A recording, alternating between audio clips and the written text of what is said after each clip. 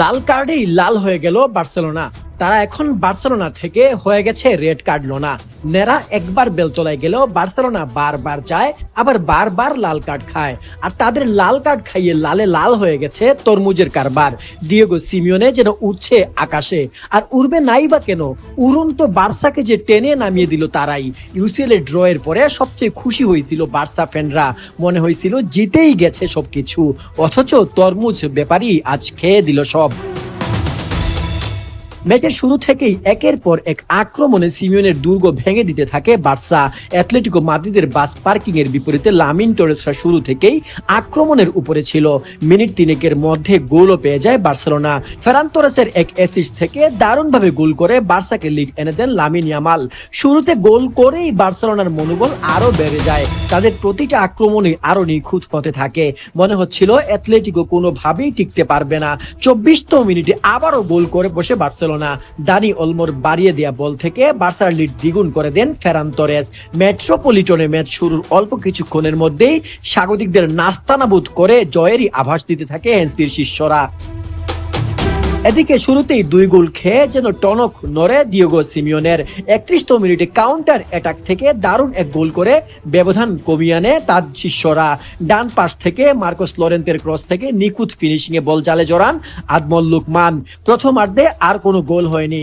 2-1 গোলের লিড নিয়ে মাঠে নামে বার্সা। বিরতির পর আবার আক্রমণের ধার বাড়ায় তারা। 54তম মিনিটে ম্যাচের 3য় গোল করে এগিয়ে যায় বার্সা, তবে ভিআর চেক করে রেফারি অফসাইড নিশ্চিত করে গোলটি বাতিল করে। এর কিছুক্ষণ পর আবারও একটি কঠিন ইনজুরির সাক্ষী হয় মেট্রোপলিটনা। একটি এরিয়াল জয়ের জন্য গাভীর হাতের সঙ্গে অ্যাথলেটিকো ডিফেন্ডার মাত্র রূপগিরির সংঘর্ষে কপাল ফেটে যায় রূপগিরির। এর আগে একই ঘটনা ঘটেছিল ফার্মিন লোপেজের ক্ষেত্রেও, তবে ম্যাচের আসল ড্রামা তখনও আসে নাই। 75তম মিনিটে বদলি নামা আলেকজান্ডার শর্লটকে পেছন থেকে ফাউল করেন এরিক গার্সিয়া। যে ভুলটা বার্সা আগের লেগে করেছিল সেই একই ভুল আজকেও করলো তারা। আজকেও একই ভুলের কারণে লাল কার্ড দেখে বার্সা। 80 মিনিটে কাতালানরা হয়ে যায় 10 জনের দল। তবে আজ আর আলভারেজ সরাসরি ফ্রি কিক থেকে গোল করতে পারেননি। এদিকে সময় গড়ানোর সাথে সাথে ম্যাচের অ্যাটমসফিয়ার তখন ক্রমেই বাড়তে থাকে। ম্যাচের শেষ 10 মিনিট কেবল আগুন ঝরা আক্রমণ দেখেছে বিশ্ব। একবার বার্সেলোনা আক্রমণ করে, পরের বার অ্যাথলেটিকো। শেষ দিকে বার্সেলোনা কয়েকটি ভালো গোলের সুযোগ পেলেও অ্যাথলেটিকো মাদ্রিদের আর্জেন্টাইন গোলকিপার জুয়ান মোসোর অপ্রতিরোধ্য দেয়ালকে ভেদ করতেই পারে নাই কেউ।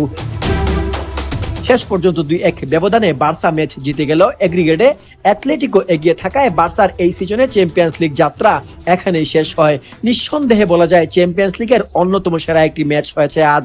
সামান্য 2টা ফাউলের কারণে বার্সার সেমিফাইনালে যাওয়া হলো না।